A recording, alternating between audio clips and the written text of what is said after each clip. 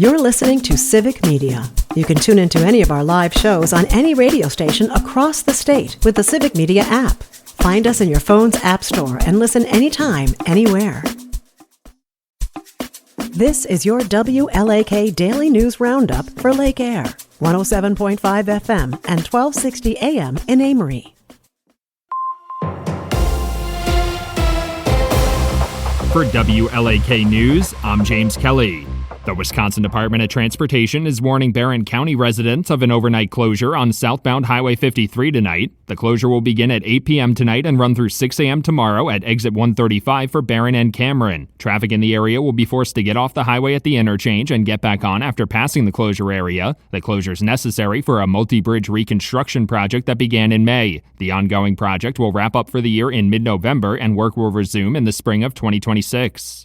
The 65th Annual Lumberjack World Championships event officially gets underway today in Hayward. The yearly event will see over 100 competitors from across 16 states and 7 countries participate in events like log rolling and speed pole climbing. Organizers say the field this year features a fairly even split of men and women, making it the largest number of women competitors they've seen in the event. In addition to the official competition events, there will be food trucks, local vendors, live music, and the annual Lumberjack Run 5K on Saturday.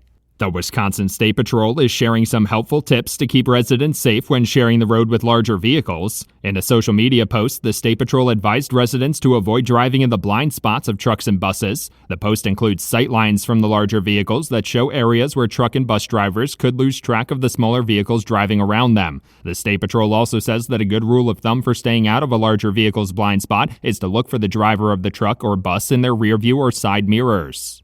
The town of Thornapple in Rusk County has lost its appeal of a federal court decision requiring it to provide access to an electronic voting machine. A preliminary injunction was issued against the town in the fall after it failed to provide an accessible voting machine to residents in 2 elections. A lawsuit filed by the U.S. Department of Justice argued that the decision to remove the machines was a violation of the Help America Vote Act. On Monday, the federal appeals court upheld a lower court ruling requiring that the town use the voting machines.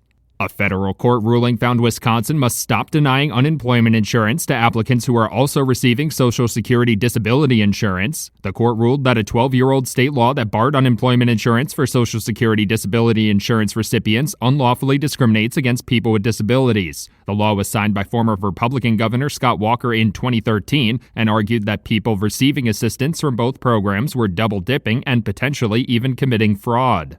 Wisconsin has joined another multi-state coalition in a lawsuit against efforts by the Trump administration to withhold federal funding. The new lawsuit argues that the Federal Emergency Management Agency unlawfully eliminated the Building Resilient Infrastructures and Communities program. It also argues that the Trump administration overstepped its authority in shutting the program down without congressional authorization. The grant program aimed to improve infrastructure in communities across the country to prepare for natural disasters.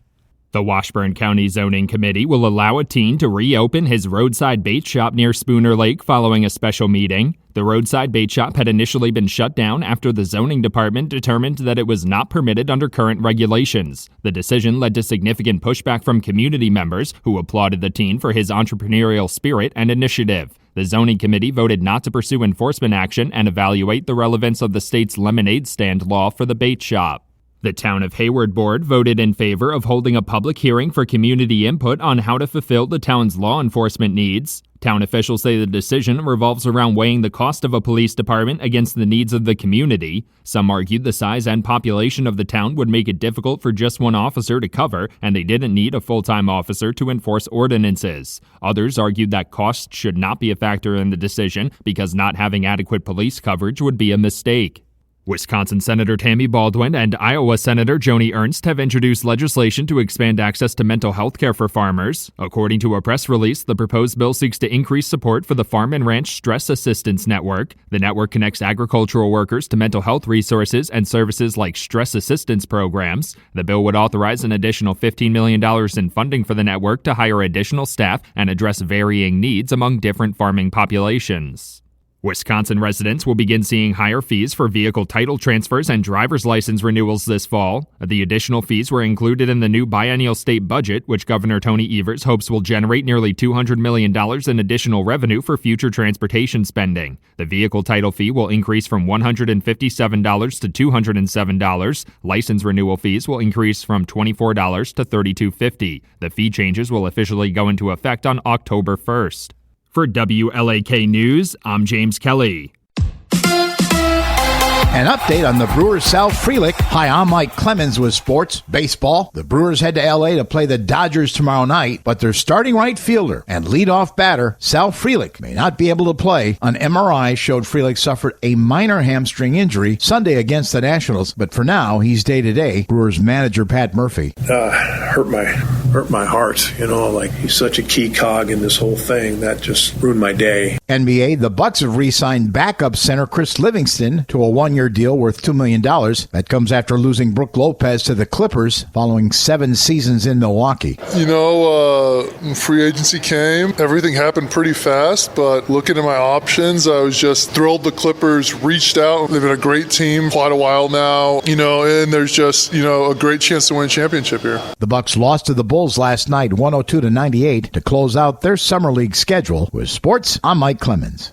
On your entertainment beat, I'm Pete Schwaba. George Wendt passed away May 20th at the age of 76. Wendt played Norm on Cheers for all 11 seasons of the show. His co-star, Rhea Perlman, who played Carla on the show, told the New York Post recently his passing was the saddest thing ever. Perlman and Wendt were both part of a Cheers reunion at the 2024 Emmys. The actress says none of her or her fellow Cheers castmates thought Wendt was that sick, adding that she didn't even think Wendt thought he was sick. Perlman's new show, Too Much, can be seen on Netflix. Yes, there are probably too many sequels and franchise movies coming out of Hollywood. Every once in a while, though, you see one that catches your eye and you think it's really cool. Such is the case for yours truly and a new movie from the Dr. Seuss world based on the book Oh, the Places You Will Go. Warner Brothers has announced the new animated film will feature the voices of Josh Gad and Ariana Grande. Oh, the Places You Will Go was the last book published by Dr. Seuss, who passed away in 1990. No release date on the movie has been announced. Yesterday in the Beats, I talked a lot about the Emmy nominations, which were announced Tuesday morning. Kathy Bates was nominated for Best Actress for her role on the Matlock reboot. According to The Hollywood Reporter, Bates is the oldest actress ever to be nominated in the category at the age of 77. Bates crushed the old record set by Angela Lansbury, who was 70 at the time when she was last nominated for an Emmy. Lansbury bumping off Bates to keep her record would have actually been a great episode of Murder, She Wrote, or Matlock. In other old folks done good news, Harrison Ford has earned his first Emmy nomination at the tender age of 83 for his role in Shrinking. Ford plays therapist Paul Rhodes, who is battling Parkinson's. It's a nice honor for Ford, although it pretty much just means he's had such a great movie career, he's never had to do TV. Ford stars opposite Jason Segel and Wendy Malick on the Apple TV show. Both seasons are available to stream, and a third season has been ordered. Is there anyone left in America who does not stream and only uses broadcast TV? Probably, but not many, as ratings would indicate. According to the Nielsen, broadcast TV accounted for just 18.5% of all viewers for the month of June. That is a record low, according to Deadline. Streaming viewership, however, reached a total of 46%. This is the first time the networks have fallen below 20% of overall viewers. Deadline says that could be due in part to a lack of sports in the month of June and after network TV shows have wrapped their seasons. There will be no season 3 of Taylor Sheridan's 1923. The Yellowstone spinoff was never meant to go beyond 2 chapters or seasons. The Harrison Ford, Helen Mirren-led 1923 has become a hit internationally 3 months after the season finale aired on Paramount+.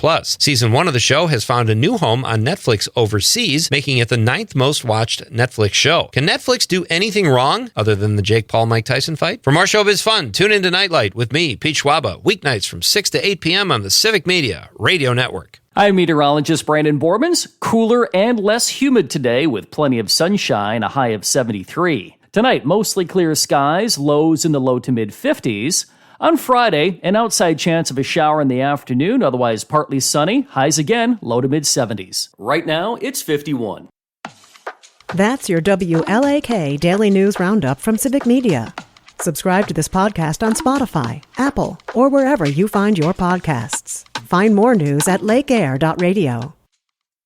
The national news cycle never stops. but it can be hard to find news about your local community. Civic Media is dedicated to providing quality local and state news coverage across Wisconsin. With the Civic Media app, you can get notifications about local stories that matter to you and your community. Find the free Civic Media app in your phone's app store and choose notifications from the menu to tell us what kind of news you want to hear about.